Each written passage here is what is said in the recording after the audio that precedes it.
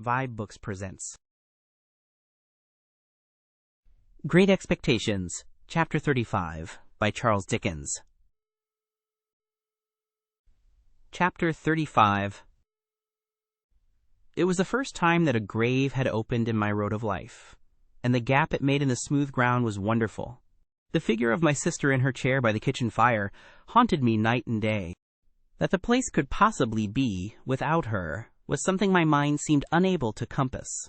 And whereas she had seldom or never been in my thoughts of late, I had now the strangest ideas that she was coming towards me in the street, or that she would presently knock at the door. In my rooms, too, with which she had never been at all associated, there was at once the blankness of death and a perpetual suggestion of the sound of her voice, or the turn of her face or figure, as if she were still alive and had been often there. Whatever my fortunes might have been, I could scarcely have recalled my sister with much tenderness. But I suppose there is a shock of regret which may exist without much tenderness. Under its influence, and perhaps to make up for the want of the softer feeling, I was seized with a violent indignation against the assailant from whom she had suffered so much, and I felt that on sufficient proof I could have revengefully pursued Orlick, or anyone else, to the last extremity. Having written to Joe to offer him consolation, and to assure him that I would come to the funeral, I passed the intermediate days in the curious state of mind I have glanced at. I went down early in the morning, and alighted at the Blue Boar in good time to walk over to the forge. It was fine summer weather again, and, as I walked along, the times when I was a little helpless creature, and my sister did not spare me, vividly returned. But they returned with a gentle tone upon them that softened even the edge of Tickler. For now the very breath of the beans and clover whispered to my heart that the day must come when it would be well for my memory that others walking in the sunshine should be softened as they thought of me. At last I came within sight of the house, and saw that Trabb & Co. had put in a funereal execution and taken possession. Two dismally absurd persons, each ostentatiously exhibiting a crutch done up in a black bandage, as if that instrument could possibly communicate any comfort to anybody, were posted at the front door, and in one of them I recognized a postboy discharged from the Boar for turning a young couple into a saw-pit on their bridal morning, in consequence of intoxication rendering it necessary for him to ride his horse clasped round the neck with both arms. All the children of the village, and most of the women, were admiring these sable warders and the closed windows of the house and forge, and as I came up, one of the two warders, the postboy, knocked at the door, implying that I was far too much exhausted by grief to have strength remaining to knock for myself. Another sable warder, a carpenter, who had once eaten 2 geese for a wager, opened the door and showed me into the best parlor. Here Mr. Trabb had taken unto himself the best table, and had got all the leaves up, and was holding a kind of black bazaar, with the aid of a quantity of black pins. At the moment of my arrival he had just finished putting somebody's hat into black long clothes, like an African baby, so he held out his hand for mine. But I, misled by the action, and confused by the occasion, shook hands with him with every testimony of warm affection. Poor dear Joe, entangled in a little black cloak tied in a large bow under his chin, was seated apart at the upper end of the room, where, as chief mourner, he had evidently been stationed by Trabb. When I bent down and said to him, "Dear Joe, how are you?" he said, "Pip, old chap, you knowed her when she were a fine figure of a—" and clasped my hand, and said no more. Biddy, looking very neat and modest in her black dress, went quietly here and there, and was very helpful.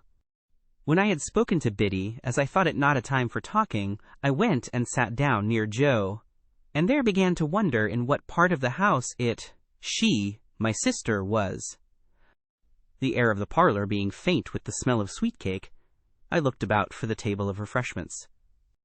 It was scarcely visible until one had got accustomed to the gloom, but there was a cut-up plum cake upon it, and there were cut-up oranges, and sandwiches, and biscuits, and 2 decanters that I knew very well as ornaments, that had never seen used in all my life, one full of port, and one of sherry. Standing at this table, I became conscious of the servile Pumblechook, in a black cloak and several yards of hatband, who was alternately stuffing himself, and making obsequious movements to catch my attention. The moment he succeeded, he came over to me, breathing sherry and crumbs, and said in a subdued voice, "May I, dear sir?" and did. I then described Mr. and Mrs. Hubble, the last named in a decent speechless paroxysm in a corner. We were all going to follow, and were all in course of being tied up separately, by Trabb, into ridiculous bundles. "Which I meant to say, Pip," Joe whispered me as we were being what Mr. Trabb called formed in the parlor 2 and 2, and it was dreadfully like a preparation for some grim kind of dance. "Which I mean ter say, sir, as I would in preference have carried her to the church myself, along with 3 or 4 friendly ones what come to it with willing hearts and arms, but it were considered what the neighbors would look down on such, and would be of opinions as it were wanting in respect." "Pocket handkerchiefs out all!" cried Mr. Trabb at this point, in a depressed, businesslike voice. "Pocket handkerchiefs out! We are ready!" So we all put our pocket handkerchiefs to our faces, as if our noses were bleeding, and filed out 2 and 2, Joe and I, Biddy and Pumblechook, Mr. and Mrs. Hubble. The remains of my poor sister had been brought round by the kitchen door, and, it being a point of undertaking ceremony that the 6 bearers must be stifled and blinded under a horrible black velvet housing with a white border, the whole looked like a blind monster with 12 human legs, shuffling and blundering along, under the guidance of 2 keepers, the postboy and his comrade. The neighborhood, however, highly approved of these arrangements, and we were much admired as we went through the village, the more youthful and vigorous part of the community making dashes now and then to cut us off, and lying in wait to intercept us at points of vantage. At such times the more exuberant among them called out in an excited manner on our emergence round some corner of expectancy, "Here they come! Here they are!" and we were all but cheered. In this progress I was much annoyed by the abject Pumblechook, who, being behind me, persisted all the way as a delicate attention in arranging my streaming hatband and smoothing my cloak. My thoughts were further distracted by the excessive pride of Mr. and Mrs. Hubble, who were surpassingly conceited and vainglorious in being members of so distinguished a procession. And now the range of marshes lay clear before us, with the sails of the ships on the river growing out of it, and we went into the churchyard, close to the graves of my unknown parents, Philip Pierrop, late of this parish, and also Georgiana, wife of the above. And there my sister was laid quietly in the earth, while the larks sang high above it, and the light wind strewed it with beautiful shadows of clouds and trees. Of the conduct of the worldly-minded Pumblechook while this was doing, I desire to say no more than it was all addressed to me, and that even when those noble passages were read which remind humanity how it brought nothing into the world and can take nothing out, and how it fleeth like a shadow and never continueth long in one stay, I heard him cough a reservation of the case of a young gentleman who came unexpectedly into large property. When we got back, he had the hardihood to tell me that he wished my sister could have known I had done her so much honor, and to hint that she would have considered it reasonably purchased at the price of her death. After that he drank all the rest of the sherry, and Mr. Hubble drank the port, and the 2 talked, which I have since observed to be customary in such cases, as if they were of quite another race from the deceased, and were notoriously immortal. Finally he went away with Mr. and Mrs. Hubble.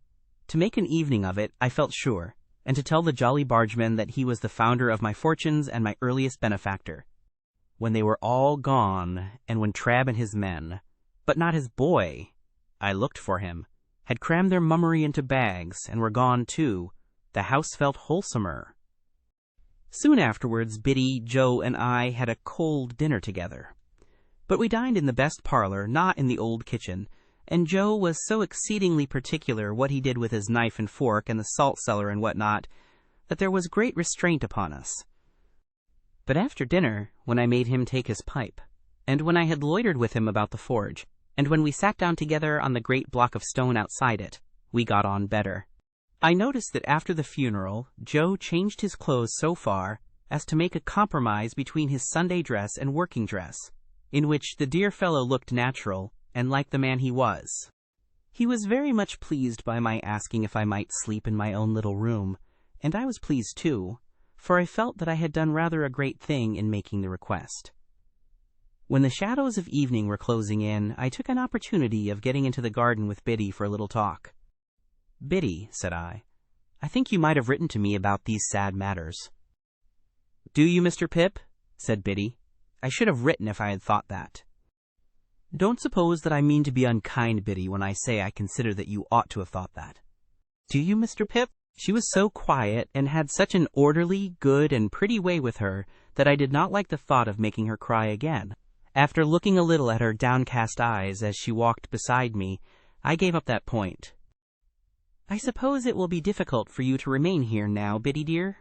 "Oh, I can't do so, Mr. Pip," said Biddy, in a tone of regret, but still of quiet conviction. "I have been speaking to Mrs. Hubble, and I am going to her tomorrow. I hope we shall be able to take some care of Mr. Gargery, together, until he settles down." "How are you going to live, Biddy? If you want any "How am I going to live?" repeated Biddy, striking in, with a momentary flush upon her face. "I'll tell you, Mr. Pip. I am going to try to get the place of mistress in the new school nearly finished here. I can be well recommended by all the neighbors, and I hope I can be industrious and patient and teach myself while I teach others. You know, Mr. Pip," pursued Biddy with a smile as she raised her eyes to my face, "the new schools are not like the old, but I learnt a good deal from you after that time, and have had time since then to improve. I think you would always improve, Biddy, under any circumstances." Except in my bad side of human nature," murmured Biddy. It was not so much a reproach as an irresistible thinking aloud. Well, I thought I would give up that point too. So I walked a little further with Biddy, looking silently at her downcast eyes. "I have not heard the particulars of my sister's death, Biddy." "They are very slight, poor thing. She had been in one of her bad states, though they had got better of late rather than worse, for 4 days, when she came out of it in the evening, just at tea-time, and said quite plainly, 'Joe,' as she had never said any word for a long while, I ran and fetched in Mr. Gargery from the forge. She made signs to me that she wanted him to sit down close to her, and wanted me to put her arms round his neck. So I put them round his neck, and she laid her head down on his shoulder, quite content and satisfied. And so she presently said, 'Joe' again, and once 'Pardon,' and once 'Pip.' And so she never lifted her head up any more, and it was just an hour later when we laid it down on her own bed, because we found she was gone." Biddy cried. The darkening garden and the lane and the stars that were coming out were blurred in my own sight. "Nothing was ever discovered, Biddy?" "Nothing. Do you know what has become of Orlick?" "I should think from the color of his clothes that he is working in the quarries." "Of course you have seen him then. Why are you looking at that dark tree in the lane?" "I saw him there on the night she died." "That was not the last time either, Biddy." "No, I have seen him there, since we have been walking here. It is of no use," said Biddy, laying her hand upon my arm as I was for running out. "You know I would not deceive you. He was not there a minute, and he is gone." It revived my utmost indignation to find that she was still pursued by this fellow, and I felt inveterate against him. I told her so, and told her that I would spend any money or take any pains to drive him out of that country. By degrees she led me into more temperate talk, and she told me how Joe loved me, and how Joe never complained of anything. She didn't say, of me. She had no need. I knew what she meant, but ever did his duty in his way of life, with a strong hand, a quiet tongue, and a gentle heart. "Indeed, it would be hard to say too much for him," said I. "And Biddy, we must often speak of these things, for, of course, I shall be often down here now. I am not going to leave poor Joe alone." Biddy said never a single word. "Biddy, don't you hear me?" "Yes, Mr. Pip." "Not to mention your calling me Mr. Pip, which appears to me to be in bad taste, Biddy. What do you mean?" "What do I mean?" asked Biddy timidly. "Biddy," said I, in a virtuously self-asserting manner, "I must request to know what you mean by this." "By this?" said Biddy. "Now, don't echo," I retorted. "You used not to echo, Biddy." "Used not," said Biddy. "Oh, Mr. Pip, used! Well, I rather thought I would give up that point too." After another silent turn in the garden, I fell back on the main position. "Biddy," said I made a remark respecting my coming down here often, to see Joe, which you received with a marked silence. Have the goodness, Biddy, to tell me why." "Are you quite sure, then, that you will come to see him often?" asked Biddy, stopping in the narrow garden walk and looking at me under the stars with a clear and honest eye. "Oh, dear me," said I, as if I found myself compelled to give up Biddy in despair. "This really is a very bad side of human nature. Don't say any more, if you please, Biddy. This shocks me very much." For which cogent reason I kept Biddy at a distance during supper, and when I went up to my own old little room, took as stately a leave of her as I could, in my murmuring soul, deem reconcilable with the churchyard and the event of the day. As often as I was restless in the night, and that was every quarter of an hour, I reflected what an unkindness, what an injury, what an injustice Biddy had done me. Early in the morning I was to go. Early in the morning I was out, and, looking in, unseen, at one of the wooden windows of the forge, there I stood, for minutes, looking at Joe, already at work with a glow of health and strength upon his face that made it show as if the bright sun of the life in store for him were shining on it. "Goodbye, dear Joe. No, don't wipe it off. For God's sake, give me your blackened hand. I shall be down soon and often." Illustration. "Never too soon, sir," said Joe, "and never too often, Pip." Biddy was waiting for me at the kitchen door with a mug of new milk and a crust of bread. "Biddy," said I, when I gave her my hand at parting, "I am not angry, but I am hurt." "No, don't be hurt," she pleaded quite pathetically. "Let only me be hurt if I have been ungenerous." Once more the mists were rising as I walked away. If they disclosed to me, as I suspect they did, that I should not come back, and that Biddy was quite right, all I can say is, they were quite right too. Thank you for tuning in to vibeBooks. We hope you enjoyed this journey. Please consider liking, commenting, and subscribing to our channel. Check out our playlist or explore vibeBooks for more classic stories. Until next time, happy listening.